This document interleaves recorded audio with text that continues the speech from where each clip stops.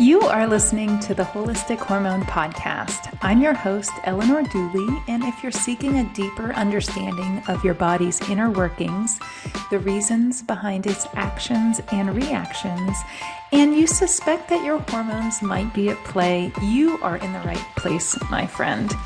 As a functional medicine nutritionist specializing in holistic hormone health for women, I bring together the latest research, my clinical expertise, and my own personal experiences to create a safe space for you to learn and explore. Just remember, this podcast provides information and inspiration for you, not medical diagnoses or treatments. Always consult your own doctor before making any changes. Now, are you ready to dive in? Let's get started. Welcome, everybody, to the Holistic Hormone Podcast. I'm your host, Eleanor Dooley, and I am here today with a dear friend of mine, Sarah Lee, and we're going to have a candid conversation about some of the things that are going around in our community with the weight loss injections and a lot of talk and a lot of buzz going on about how these affect women's lives and the difficult decisions that we're faced with in having to choose some of these things. And Sarah and I recently went out for coffee, and we just got into a really deep conversation. And I said, we really should make this a podcast. So let me introduce her, and we can dive right in. Sarah Lee is a certified eating disorder recovery coach with 4 professional certifications, including one from the esteemed Carolyn Costin Institute. And since 2016, she has run her private practice located in Dallas, Texas, assisting clients globally, along with mentoring new coaches. Offering a faith-based approach when requested, Sarah leads with her heart while passionately dedicating herself to each individual as she has the honor to walk beside. Her ultimate goal, helping each person find the same freedom and gift of recovery that she found herself 17 years ago. So welcome, Sarah. It is a pleasure to have you. Thank you. Thank you for having me. And as you're reading my bio and sharing with the audience, I actually found myself like getting a little choked up with how you were just how you said it all. Oh, well, it's all true, and it's all very impressive because it's always been fascinating to me how our culture has shaped the way that women view themselves, view food, view their bodies, and eating disorder and recovery is such an amazing resource that I feel wasn't readily available many years ago when you and I might have been growing up. So I'm always so supportive of women being able to understand that there are resources available, even if they're not sure where to turn. So I'm always open to sharing my platform with other women just like you, and we just love to hear what you have to say. So why don't you tell us a little bit about yourself?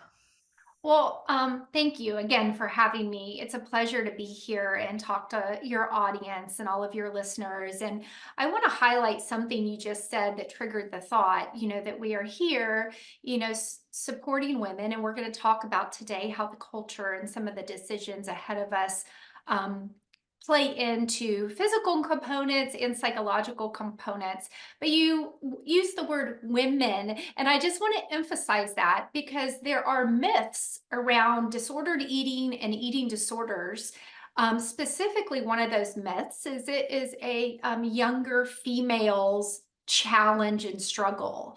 And I just want to share that that is not true.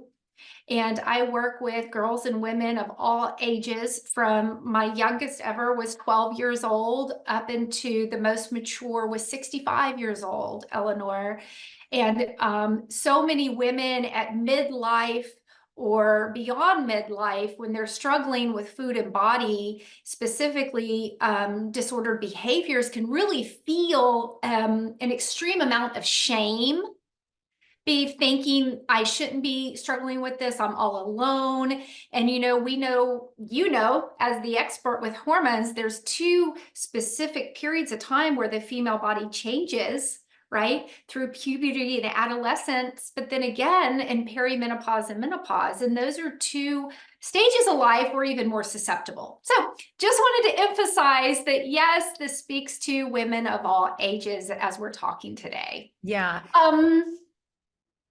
A little bit about me. I think you said it best. I'm recovered. I'm almost 17 years recovered from my eating disorder. I struggled silently throughout my 20s, was very high functioning. To the outside world, definitely looked like Eleanor had it all together, but behind closed doors, I was struggling. And my body never got too thin. I'm doing air quotes right now. So people didn't think anything was wrong with me. Like, on the contrary, how I looked on the outside, I received compliments all the time. And what that really did psychologically is just reinforce some of the disordered behaviors and beliefs that I thought. So it wasn't until I started having health complications, and that scared me, as a mom, as a careerist Yeah. who really loved what I did at the time, which was in banking. Never thought I'd be in mental health, but here I am. And through my own journey of finding God and giving my life over to Christ, I went into recovery. And 10 years after, I live like my eating disorder was behind me, Eleanor. Like, it was just something in my past. I'd recovered. I felt strong, peace with my body. I wasn't white knuckling. It was really something of my past. And when my mom passed away at just 61 years old, Hmm. of lots of different complications relating back to obesity, Mm. I felt a profound calling, and my mom was such a beautiful person. And, obviously I miss her to this day, but I just felt a calling to go help other girls and women make peace with food and body. And Eleanor, I'm like, how am I going to do that? How am I going to do that? But when, a dream is planted in your heart and you feel that pull, you figure it out. And I took a big leap of faith and moved from the big corporate world into private practice of coaching, and went and got my education and 4 certifications, as you said. And I've been helping women worldwide, for now over 7 years in my own practice. Yeah, it's such an amazing story because I feel that women in all professions, really, but if you've had your own personal, whether it's struggle, journey, just living life, we have these shared experiences that, show that we're human, right? Coming from a nutritionist background, I always kind of tell my clients, I'm not perfect with my nutrition. I've learned the things, but we're human too. And for you had mentioned that you appeared to have it all together, and yet we're struggling. What are some things that might allow somebody to reach out for help, or some clues to them that maybe this isn't normal thinking, that might give them a sense of, I know something might be wrong, but this is just always what I've thought about my body, or this is just always how it's been. And they don't love it, but it's all they know. So what would be some like silent symptoms that would help maybe some of the people that are listening? Great question. Um, I think what first comes to mind is a preoccupation with the body and food specifically, where it is becoming obsessive in your mind. It is a lot of your own self value is tied to weight and what you're eating.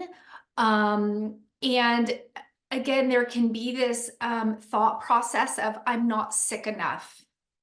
And that is not true. If you are feeling like in your relationship with food that there's parts that you don't like, feel out of your control, if you feel very hyper focused on your body, the way you look, which is normal in our society too, which we're going to talk about. Yeah. But it's about priorities. If your body, how you look, is overshadowing the values in your life, whether that be family, education, spirituality, like if it's coming in first place, Mm. your priorities are not it's not going to fulfill you, first of all. Because, right, Eleanor, as I mean, Yeah. our bodies are constantly changing. So I just, in summary, if there's a preoccupation with food and body and it's taking precedent over other priorities in your life, that's your first kind of clue that Yeah. something's happening for you. And how would you help somebody that, let's say they are overweight, Yeah. clinically, right? There is a certain number that we are measured by when we go to the doctor, and there's all these back and forths about whether that should even be a thing. But we do need some sort of measure, right? That is not a personal attack, but it's actually quantifiable data that can lead somebody down the direction of challenged health, metabolic health, and things like that. And people that have just tried and tried every diet, and they feel like failures, or the diets don't work, and they forcing themselves to do things that don't feel right, they don't feel well, but the promise is weight loss. What are your thoughts on that? Um, I work with all kind of struggles with food and body. And with what you are bringing up, I see plenty of clients that fall into this category. And what I would say is I always want what my clients want, and I want them to feel healthy and have overall good well-being, not just within the body, but within their mind and their heart and their spirit. Um, and if we place weight loss as the number one goal, I think we have proven over and over again in our culture that that does not work. I think the last data I read was over 97% of the people that go on a diet, and we can call it whatever we want to, Eleanor. We can go call it a We can call lifestyle it if you want. fasting and We can call it juicing fasting, and, whatever. yep, They all fall into certain buckets, whether it's, eliminating certain restrictive, yep, macronutrients, whether it's restricting, it all falls into several. It's just rebranding it. yes. It's just rebranding it. But I think we've proven that. And if you just look at the stats, with eating disorders continually on a rise, our health concerns related to weight continually on the rise. If weight loss worked, with all our focus in our culture, it would have worked. So my point being is I share with my clients, I want what you want. I want you to feel healthy in your body and all that that means, but we cannot put the horse before the cart. What I mean by that, Eleanor, is what I focus on and what I think is important for anyone to focus on is their relationship with food, relationship with themselves. Are there maladaptive coping mechanisms that have been learned around food and their body?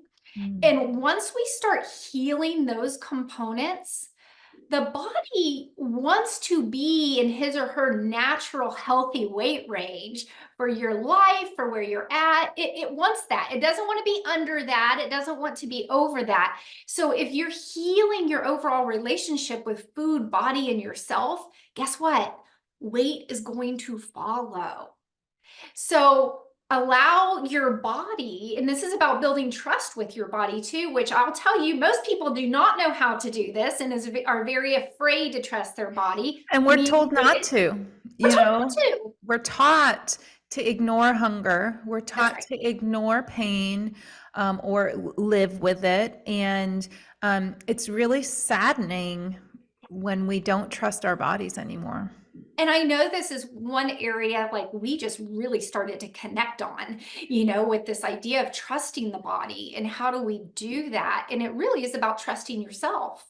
So I definitely am a proponent of a healthy body and wanting your body to be in the natural healthy weight range for you, right? Based on genetics, based on lifestyle, based on um, all the things that are important naturally for you. But if we place weight loss as number one, and that's our goal, we're proving that does not work because most people gain the weight back. Why Most do you people think find that themselves. is? Why do you think that this, in our society, I mean, culturally, we're groomed this way, but why do you think weight loss in particular is such a struggle for pretty much everybody? Yeah, I get so like just frustrated with this. And so I'm glad you asked the question. And it's because we don't talk enough about and we don't believe, I think, that it starts with the relationship with food. Eleanor, we all have a relationship with food. We all have a relationship with food.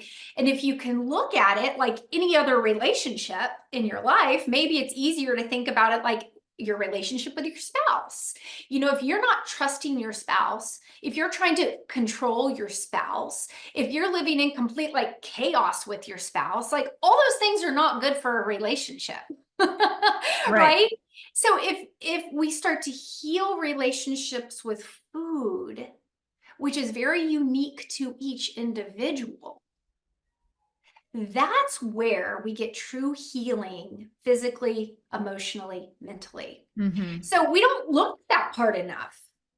It's only folks like me that are working with serious illnesses a lot of times that are willing to dive into that relationship. But so many people miss out on this piece because they're part of like just what is called, sometimes people refer to it as just mainstream, where you're in the culture, you're in diet culture, it's normal in our society, and people just think like all these behaviors and thoughts are normal. Yeah. But And it, it's really sad, looking at the younger generation, and I mean, even just flipping through, we don't really have magazines anymore, but social media, and just seeing how thin and thinner, and the way that clothes are designed to show less and less of the body, giving more and more women, young girls, and on up, complex about it. And yeah.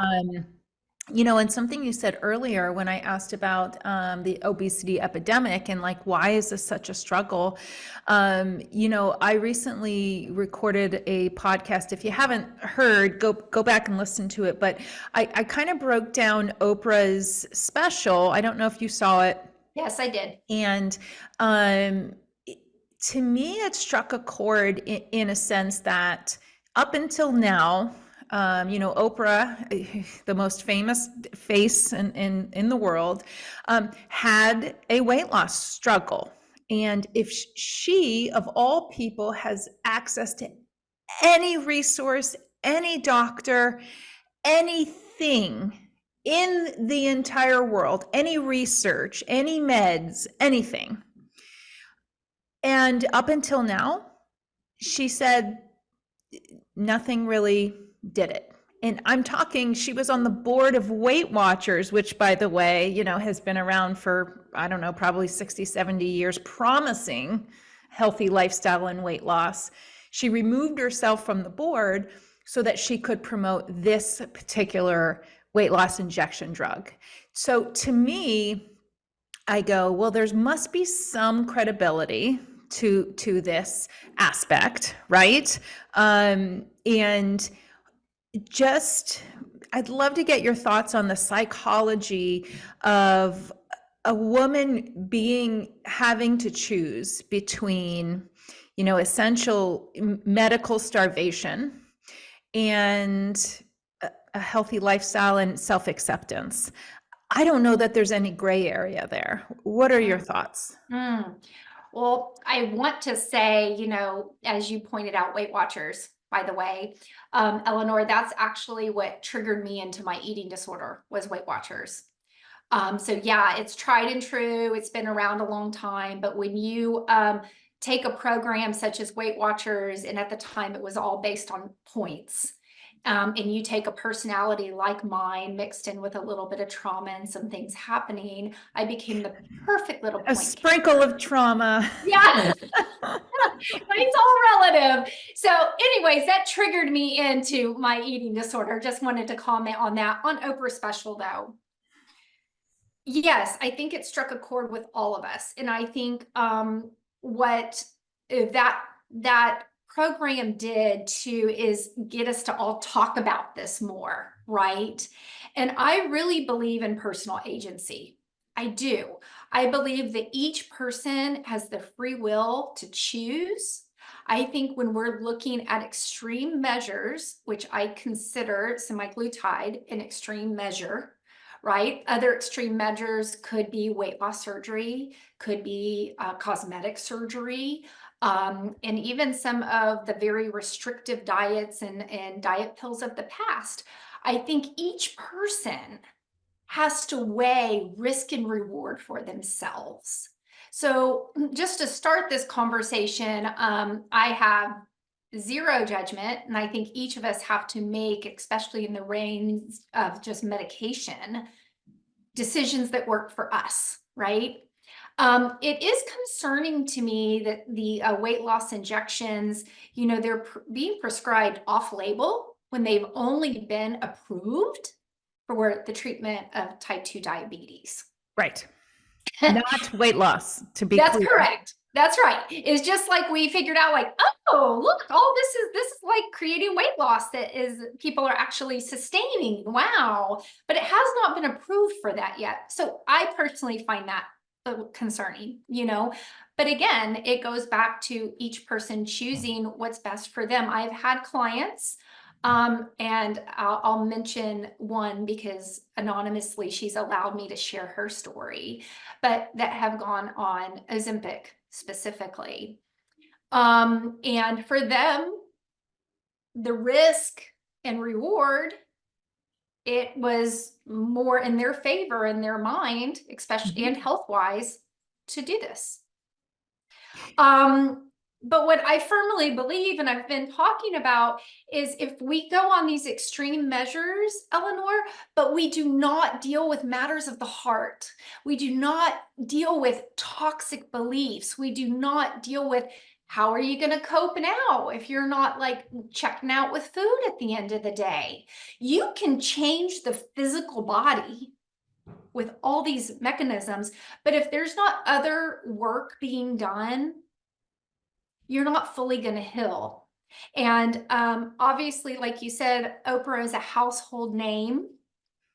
And I know we all know Oprah because she's been so vulnerable. She's very open about all ways of healing and things that she's done. But, for some people, if they just feel like this is my magic bullet, I'm going to go on this weight loss drug and all my problems are going to be solved once I drop this weight, I think that's just a very dangerous place to be. And I have evidence and a backup story I'll tell you. Please do.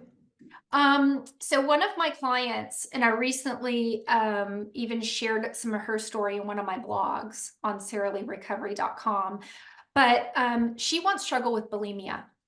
And that's also what I struggled with, by the way. So anybody that comes to me with bulimia, I really can relate because of lived experience. But she effectively, through residential treatment, stopped the purging behavior, but found as she got back into real life out of residential treatment, binging was a lot harder for her to stop. And so she gained weight. She found me along with a therapist to continue her journey on eating disorder recovery. And she'd worked with me, Eleanor, probably for about 9 months, had been doing really well, but still felt like she would have these urges and compulsions to binge, and she had not lost weight. And she really wanted to lose weight. So she comes into session one day and says, Sarah, I hope you're not going to be mad at me. I'm like, why would at you. What happened? And she told me that she's decided to, through some online site and after meeting with a PA through telehealth, had Ozempic mailed to her and that she was going to go on it. Obviously, I was not upset with her. I did not judge her at all, but we talked through her reasoning, her research, all of that. Okay, I'm just gonna like fast forward because she started like losing weight. She, the binging, she wasn't binging anymore. And she's like, Sarah, I think I'm good. I'm like, okay, you're good. Let me know if you need anything. Right. So I just follow up with her, which I do sometimes with clients. People don't really get too far from me. I want to know how life is treating them. I'm like, hey, how are you doing? How's it been on the injections? And we did a whole interview over the phone. I said, I need to make a blog into this. She said, please. Here's what happened for her. She can no longer binge because it makes her so sick. But guess what, Eleanor? All the urges are still there. That same compulsion to overeat, consume yourself, and numb out with food, it has not gone away. Oh, so she And can't now quench the thirst. you got it. You got it, sister. So it's locked into place. Also, what has happened is in the very beginning, she had a lot of the negative side effects, nausea, dizziness. She said right after an injection, 24 to 48 hours, like she just was like kind of like a zombie. And she would try to like space them out. Like she played with it. And again, she did it off label. So she's kind of like just doing it on her own. But the good part is as she's gone along, the negative side effects have started to subside. But guess what? So has the positive. So now she is in a place where she's like, so Sarah, I'm sitting here thinking what has evolved for me is I was thinking, okay, I don't do the behavior anymore because it will make me very, very sick. But I still want to do the behavior. But now what's happened is good news. Some of the negative side effects have subsided, but now I feel like the hunger suppression isn't as strong. And so now I'm faced with, do I increase my dosage? Do I come off? I didn't want to do this forever. I just wanted to go on it, lose the weight I wanted, and then come off of it. But I'm really, really scared now because guess what? That compulsion I still have psychologically. Yeah. So she told me, she said, so what I've done, Sarah, is I've actually found a new therapist because she had moved to a new city. She's like, I found a new therapist and I'm trying to dive deeper into, again, where do these compulsions come from? So healing the relationship, right? Healing the relationship. And before I decide what to do with these injections, because right now my mind feels like I cannot go off and I must increase it. Because if I don't, my eating disorder is going to rage back like it has never been. Yeah. And it's interesting to point out that specifically with, I mean, who knows what the off-brand is, but the mechanism of these quote unquote injections are really to paralyze the stomach's ability to work. And if we go back to, anatomy, the stomach is super important to sorting out nutrients and waste and fats and carbs and all of these things. And we're essentially crippling our body's ability to do that, meaning it's the ultimate, I don't trust my body. I'm going to force it down these pathways. And it just saddens me that the cost, and I'm not talking the financial cost, I'm talking the decision that particularly a woman, I know men are in the mix here, but we're just specifically working and talking with women and girls, but just the mental weight of having to choose of this groomed image that we should all want to be versus what I have to pay for it. And the other saddening part is there's no exit strategy for this. Right. It's been said many times, like, I just want to do it for a little bit, get where I want to be, and then I promise I'll be good, right? I've heard that Yeah. many times, and first of all, I don't know exactly what that means, but okay. And to me, there's no, it's not that you can't turn back, but we don't know the damage, the tissue damage that can be done, the probably irreversible, enzymatic things that go on in the stomach, and digestion, and we don't know because it's so new and it hasn't been researched for weight loss. But to me, anytime I've been offered a medication for a symptom, I'm always asking, well, when will I stop this? What is the plan for healing? And it's just not part of how medications are designed. Medications are designed to be sold forever.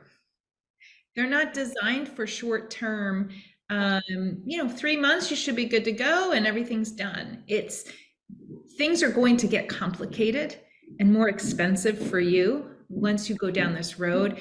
And we don't know what that's going to look like. And to me, I trust myself way more than I trust pharma. Right? Me too. And so I just really want people like you and I, practitioners that love to support women and give them resources they might not know that they even have available. Yeah. And just with compassion and no judgment. I don't judge if Oprah, I mean, I certainly want her to be happy. And if she's found what she's looking for, I'm happy for her. I just want women to, like you said, weigh the pros and cons for themselves. You get to choose for your own body, in this instance anyway. Yeah, right. And when you brought up there's no exit strategy, and earlier you were asking me my opinion about like why weight loss and diets, why doesn't it work? There's no exit strategy for that either. Right? So, it's kind of like you're subscribing to a lifetime of eating a certain way or taking a specific drug, and that's not true healing. Right? So the people that lose weight and keep the weight off, usually something else has transpired and shifted in their life. Yeah. To make that pursuit, healthier.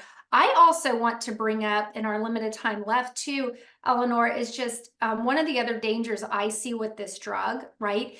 In our culture, there is so much judgment of the self and what the self should be eating, shouldn't be eating, what you should look like, all those shoulds, right? That there are lots of people that condemn the way they eat, label the way they eat, because they're judging it against diet culture. Do you know how many people will tell me, Eleanor, oh, I'm a binge eater? And they're really not. They're really not a binge eater. It's just because they're judging how they eat. They're getting ahead of the judgment they think you're going to give them. Correct. And they become used to that. And demeaning themselves and not giving themselves enough credit to be able to make their own choices about food. Amen. I see all the time too. And I see them going, well, I was good today. And I go, okay, well, what does that mean? Well, I didn't eat. Exactly. Right. What does good and bad mean? So complete judgment. But where these drugs, where the other level where it concerns me is you have all these judgments, good, bad, putting a moral label on it. You may have a restrictive and avoidant compulsion or even belief system. Most people that definitely struggle with binge eating disorder, Eleanor, do you know there's a restrictive component? And that usually blows up my client's mind when I identify that for them. They're either avoiding eating certain meals throughout the day, they've binged at night, so then they're not hungry until midday the next day, there's no rhythm, or they have lots of restrictive should and should nots in their mind. back to my point on these drugs is if you already have a restrictive avoidant compulsion, the promise of a medication to reinforce these ingrained maladaptive behaviors and that clinging to weight loss is my only answer, it just perpetuates that. Yeah. And it's not And the it answer. works. Right. And so, like you said, it reinforces the, like, because there was a gal, I was in a meeting a few weeks ago, and everyone, oh my gosh, you look so great. And she's like, it's the injections. I mean, look at how awesome, and it obviously, I'm not judging. I'm curious of the choice that you made. Like, tell me all about it. Tell me all the things. And it just sharing the information, and the sadness that I hold in my heart for the desperation of some of Yeah. the women really, really wanting this. Maybe it's financially prohibitive, or and I think you can't get it prescribed with certain medical conditions, which is obviously we need to pay attention to those. I just would love to share the healing more than, because there's no downsides to healing other than it takes a long time, Right. and you learn to trust your body That's and right. more self-acceptance. And if those are looked at as cons or negatives, then so be it. But and that's why you and I get out of bed and come into our offices and do this for women. And it's my pleasure to share these opportunities and resources in a way that hopefully hits home, for any of our listeners that might be struggling. Sarah, why don't you share where people can find you, and what people come to you for? So people can find me at sarahleerecovery.com. That is my website. I am on Instagram, Facebook, Pinterest. So I'm out there, LinkedIn, on all the social handles. All Sarah Lee Recovery is how you can find me. I also have an online private course for bulimia specifically. That's at conqueringbulimia.com. And I help people from most acute cases of anorexia all the way up to people that are living in a larger body and struggling with binge eating disorder. Eating disorders are on a continuum. So you may have your most severe cases and then complete freedom over here, but you may fall on the spectrum. And if you're struggling with food in your body, I just want to reiterate, you deserve help and healing. And firsthand, I didn't know if I would ever recover, didn't know if I wanted to recover, and that's the truth. But here I am over 16 years later, and I can tell you, nobody regrets recovery, Eleanor. Mm. Nobody. And had you told me when I struggled, Sarah, not only will you be completely free and have peace with food in your body, you will help others too, I would not have believed you. And Hmm. here I am. So it may take you longer. Yeah.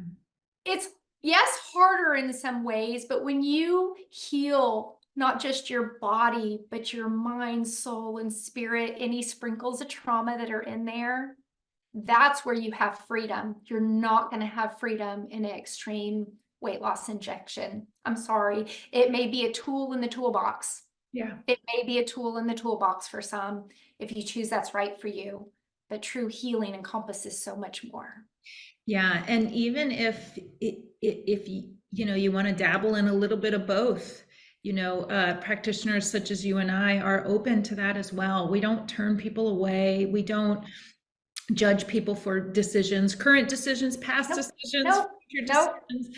And so I really want to stress that our platform is for every woman. That's right. And it just, that's why we get out of bed, and that's why Yep. we keep going to trainings, and we keep learning to be better. And I'm just so grateful to have met and connected with you, because I feel like, both of our modalities go hand in hand, and we're here to support and uplift each other. So thank you so much for your contribution today and being on the podcast. We're so grateful to have you. Thank you. Thank you, Eleanor. And thank you for all that you do. Okay. All right. Let me stop the recording. Hold on. Thank you for tuning in to the Holistic Hormone Podcast. I appreciate you being a part of our community, and I hope you found today's episode truly valuable. If this podcast meant something to you and you'd like to show your support, please consider leaving me a review on Apple Podcasts or Spotify. Your reviews help others discover this valuable information. Don't forget to stay connected with me on social media. You can always find me on Instagram at holistic.hormone.specialist, where I share insights, tips, and updates to keep you informed and inspired. And if you're interested in exploring my latest programs and resources, head over to nourishingnutrition.net to see what's new and how you can further your journey to holistic hormone health. Once again, thanks for being part of this podcast family. Your health and well-being matter, and I'm here to support you every step of the way. Until next time, take care and stay hormonally balanced.